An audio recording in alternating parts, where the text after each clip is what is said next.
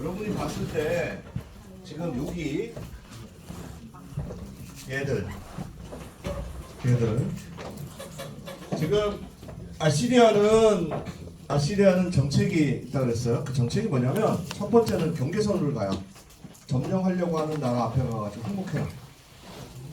항복을 하면 그때부터 이거 감당하기 힘든 조공을 바치는 거야. 조공을. 그리고 물러가요. 그럼 틀림없이 그 조공 때문에 지금까지 역사상에 보니까 반역을 해. 그럼 어디까지 진군을 하냐면 싹 없애버리고 수도에 딱 가요. 수도에 가서 항복해요.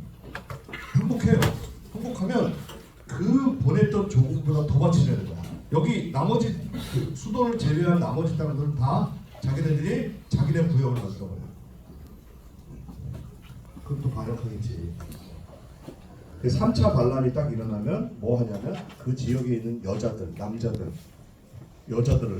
아니면 남자들을, 특히 남자들 같은 경우 아니면 여자들 같은 경우를 갖고 딴 지역으로 갑니다. 그렇게 해서 딴 지역에서 강제 결혼을 시켜버려요. 그리고 거기 있는 남자들을 끌고 오는 게 아니야. 제3지대의 남자들을 끌고 와서 강제 결혼을 시켜서. 혼합 민족, 사마리아의 혼합 민족이 그 시작되는 비극적인 상황, 이게 어디까지 시작까지 이어지잖아요. 그죠? 그렇게 해서 사마리아 사람들한테는 시작에서는 뭐 그 중간에 들어가지도 않는 지역이 되어버리는 게 바로 그 이유예요. 아마 시리아가 100년만 더 펼쳐졌으면 유대 민족이라고 하는 게 없어졌을 거예요. 바벨론은 정책이 달라요. 바벨론은 이게 뭐라고 할까? 쳐들어가면 그 나라마다 어디 속했느냐에 따라서 이게 되게 달라지거든요. 바벨론은 풍부해요. 이게 제일 풍부한 지역에 있기 때문에 바벨론이 아시리아를 무너뜨리고 일어나서 이제 바벨론의 정책은 뭐냐면 3차 침공을 합니다. 3차 침공을 했을 때 1차 침공을 하고 하면 거기 있는 엘리트들, 손이 글을 쓸 줄 알고 있는 사람들, 제사장, 뭐 관리들, 이런 사람들을 끌고 가요. 끌고 가면서 어떻게 하냐면 이렇게 이제 쫙 끌고 가잖아요. 그럼 이 중에서 하프나 이렇게 악기를 다룰 줄 아는 사람들 옆에 세워요. 그러면서 자기 민족에 있어서 제일 신나는 음악 그걸 부르면서 가요. 얼마나 처절하겠어. 그럼 정책이 그래요. 이렇게 쭉 가면 여기다가 이쪽에다가 노래하는 사람, 노래 안 하면 죽이지. 쭉 끌고 갑니다. 그러면서 바벨론 성이 있습니다. 27m짜리 코발트색에 터키에 있어요. 코발트색으로 만들어진 성문이 있습니다. 27m, 지금 뭐 아무것도 아니죠? 그 당시는 웅장했어요. 거기를 지나게 합니다. 모든 뭐 반란이나 이런 의지를, 엘리트들의 반란이나 이런 의지를 꺾어버려요. 그리고 나서 어느 한 지역에다가 자치구를 만들어줍니다. 그래서 바벨론에서 성경이 만들 수 있었던 이유가 바로 그런 이유예요. 바벨론 공동체라고 얘기해요. 여러분 그 예레미야가 그 기억나니까 바벨론을 끌려간 사람한테 편지를 쓰잖아요. 뭐라고? 야 거기서 잘 살아라. 내가 볼 땐 민족의 반역자야. 들고 일어나는 얘기 안 하잖아. 마치 여러분들이 일본이 우리나라를 함락해가지고 다시 일본으로 여러분들 끌려갔다고 생각해봐. 근데 정말 명망 있는 사람이 누구나 다 알고 있는 사람이 편지를 썼어. 바벨론에 가면 그곳에서 정착하고 자손을 보존하고 반역하지 말고 잘 살아. 그런데 얼마나 예레미야가 믿겠어. 예레미야도 왕따인데. 그 공동체의 모습이 그런 공동체의 모습으로 화하기 시작합니다. 어쨌든 여기는 지금 살롬, 브라임, 부가야, 베가, 호세아의 모습을 보십시오. 한 사람만 40년인지 1년째의 왕이 이렇게 오는 이쪽의 아시리아를 감당할 수가 없어요. 그래서 남유다와 함께 연합할 때도 있지만 1차, 2차, 3차 반란을 통해서 여러분 얘기했듯이 723년, 722년 이때 아시리아가 완전히 멸망시켰어요.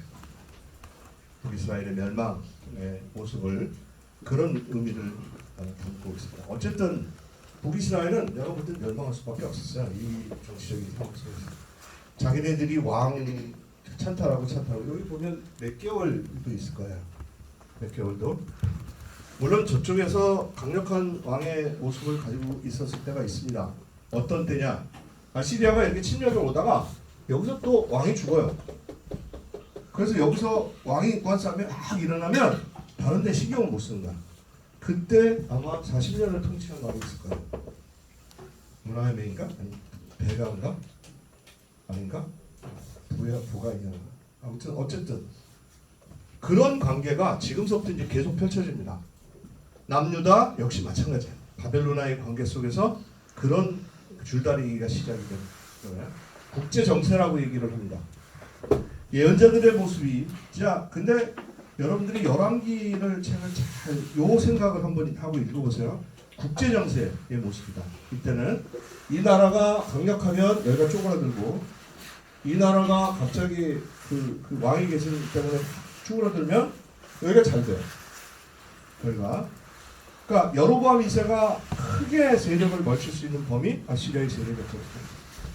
여기 이집트의 세력이 약해졌기 때문에 그러니까 이렇게 약해지면 여기는 부강한 나라가 되어버려요.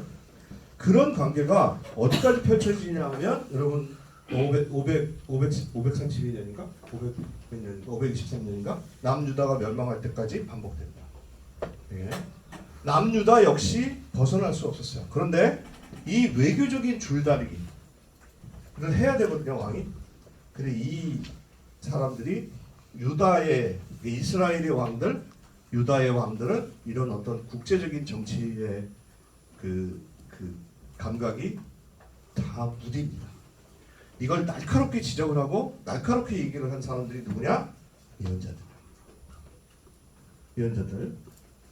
다 얘기할 수 없으니까 내가 이제 어쨌든 남유다로 한번 가봅시다.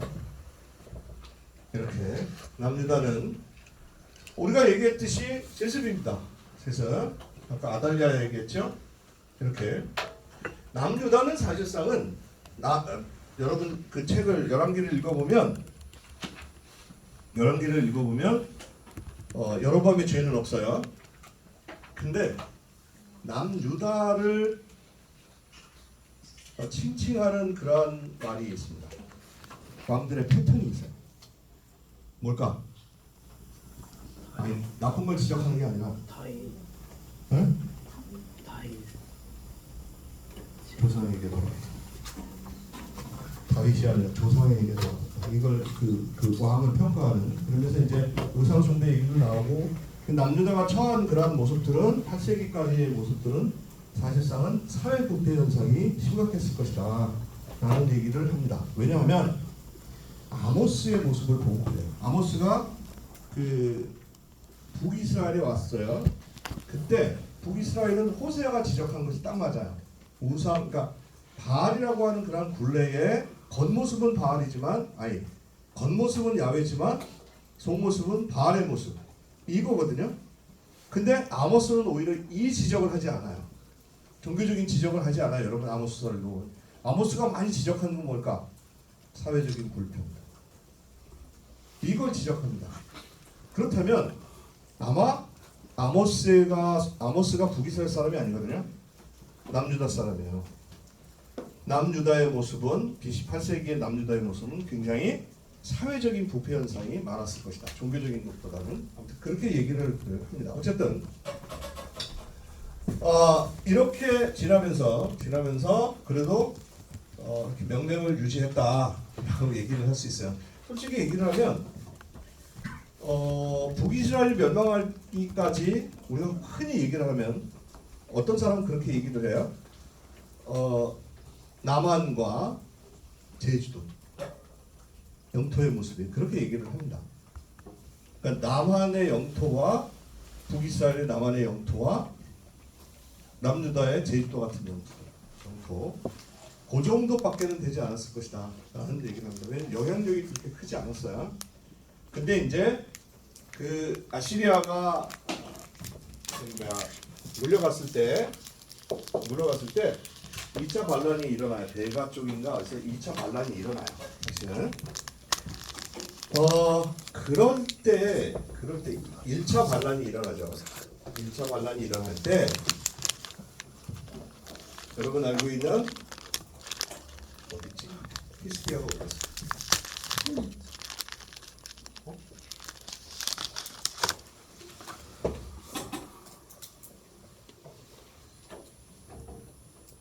히스기야가 없었는데?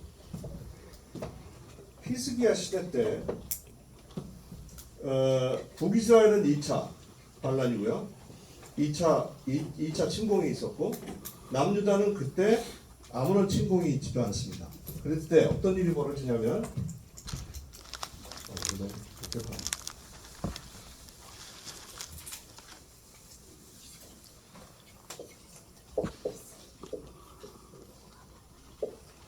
이렇게 해서